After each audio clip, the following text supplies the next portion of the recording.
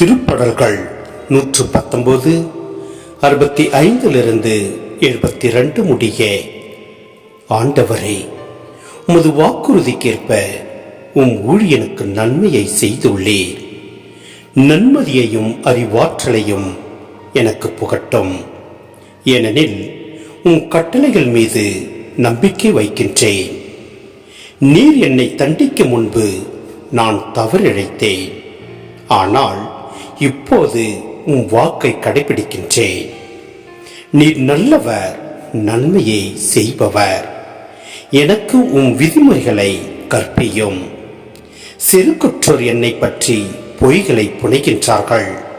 நானோ முழு மனதுடன் உம் நியமங்களை கடைபிடிக்கின்றேன். அவர்கள் இதயம் கொழுப்பேறி போயிற்று. நானோ உம் திருச்சட்டத்தில் மகிழ்ச்சியுறுகின்றேன்.